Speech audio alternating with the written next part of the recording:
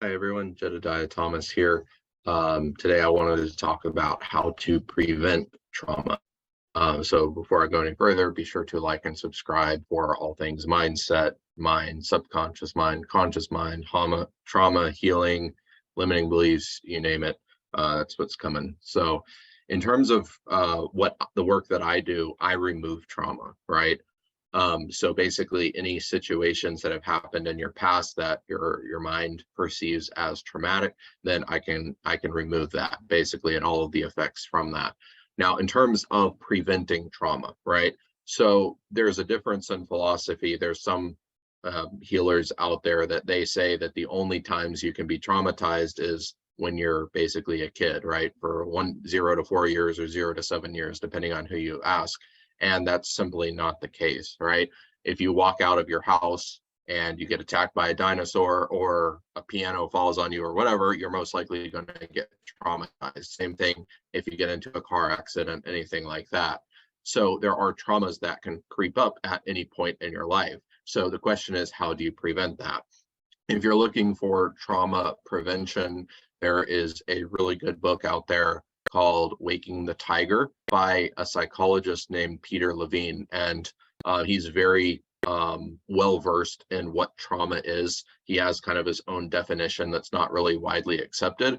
And it's very powerful for preventing trauma. So let me explain kind of what his book does.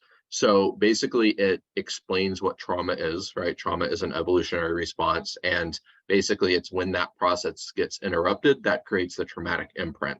Now, his method for what he supposes is healing trauma, it's not actually healing trauma, but it is a great way to prevent trauma. It's also a great way to make sure that when I heal a trauma, your body fully releases it.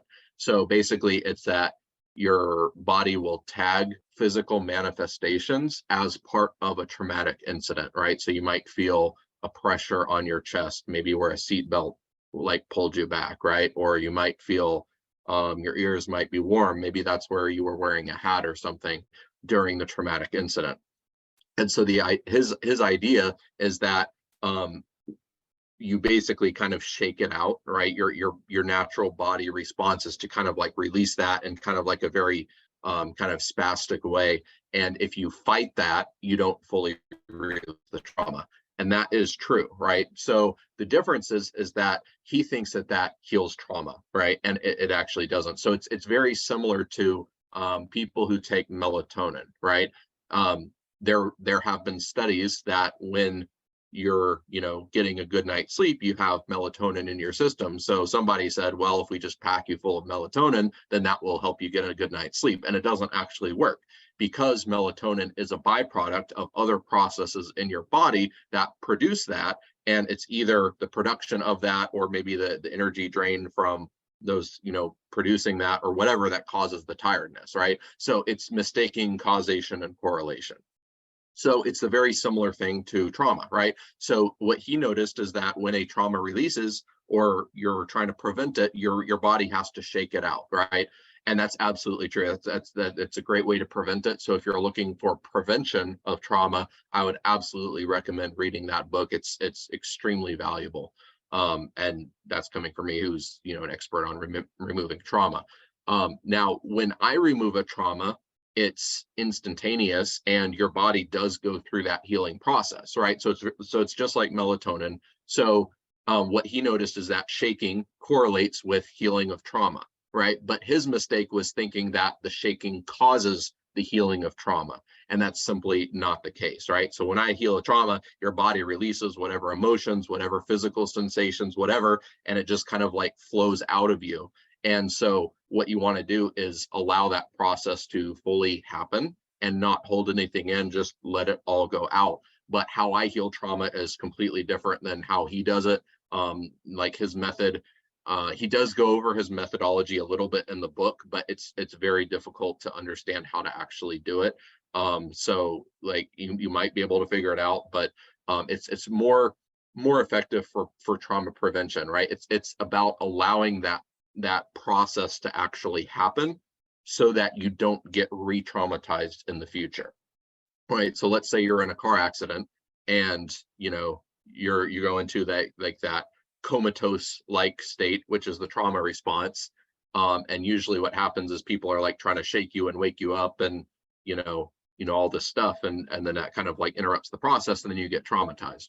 But basically the book recommends just like allowing it all to play out, letting your body naturally complete that process, shaking it out, whatever, and then that allows you to go through a traumatic incident without being re-traumatized, right?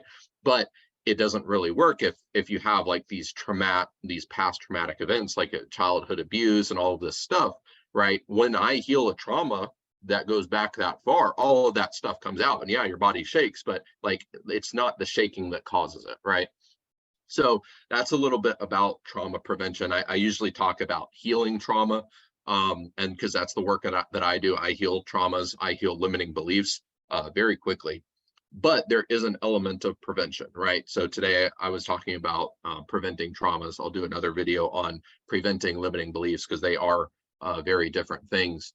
But just know that you don't have to go through life at the mercy of things that happen to you, right? As they come, you can prevent them. And if anything slips through, or if you have stuff that you're trying to remove from your past, that's where I can come in. I can remove all that, and basically you'll start with a clean slate going forwards. So if you have any questions on this, just let me know. Once again, that book is Waking the Tiger by Peter Levine. He is a psychologist, whereas I'm not. And a lot of what I learned about trauma, what it is and how it works, I learned from him from that book. But like I said, my method for healing it is totally different, and it's very effective. So if you want to learn about it, if you want to learn how to prevent it, read that book, listen to what he says. If you want to actually remove it, hit me up, and then we'll talk about how that looks for you. All right. Well, thank you very much for watching. Again, like and subscribe if you haven't already.